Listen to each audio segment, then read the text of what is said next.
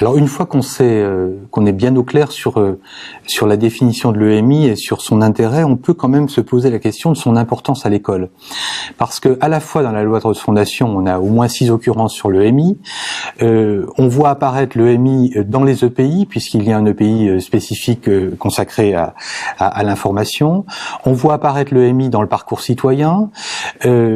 Finalement, pourquoi est-ce si important? Pourquoi aujourd'hui on se pose ces questions alors qu'on se les posait peut-être moins hier? Alors c'est vrai que ces questions ont été réactivées par l'actualité, mais encore une fois elles étaient antérieures à l'actualité. Mais je crois qu'il y a 2 raisons essentielles. D'une part, en termes de recherche d'information et de culture des médias, le numérique a tout changé. Autant en termes de recherche d'information, il était facile de rechercher et de trouver de l'information sur des documents, sur des savoirs stabilisés. La question de la fiabilité de l'information, d'ailleurs, n'était pas un véritable problème. Et j'ai souvent tendance à dire, de toute façon un peu amusante, que l'enjeu d'hier, c'était plutôt apprendre à chercher. L'enjeu d'aujourd'hui, c'est plutôt d'apprendre à trouver. Puisque la question de la recherche documentaire, aujourd'hui, elle se fait de façon plus ou moins orthodoxe par les élèves, avec ou sans formation.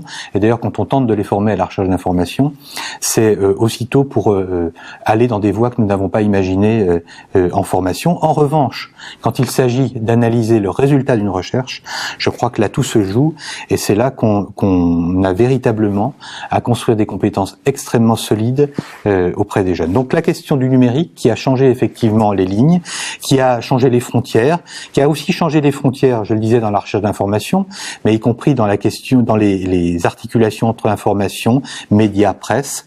Aujourd'hui, on n'a plus seulement affaire à des médias d'information, mais on a aussi affaire à des médias d'expression, ce qui aussi change la donne en matière de compétences à former. Mais je crois qu'il y a un deuxième aspect qui est important et qui justifie aussi la question de l'EMI à l'école, ce sont les pratiques sociales des jeunes avec le numérique. Et aujourd'hui, ces pratiques sociales des jeunes, on peut le regretter ou on peut s'en plaindre, mais elles existent et on ne pourra pas faire contre.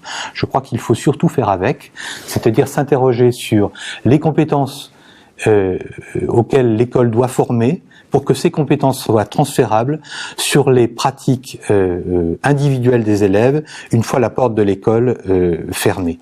Effectivement, il ne servirait à rien de former les élèves sur des outils et des pratiques qui sont éloignées de leurs pratiques du quotidien, si on veut véritablement qu'ils soient en capacité d'être des citoyens éclairés. Et je crois que l'EMI, dans ce cadre-là, avec un numérique qui change les frontières, avec des pratiques sociales qui sont, il faut le reconnaître, de plus en plus éloignées des pratiques scolaires, je crois que nous avons une responsabilité collective à forger en quelque sorte une forme de culture du doute ou une forme de culture du discernement indispensable pour exercer une citoyenneté éclairée dans un pays démocratique.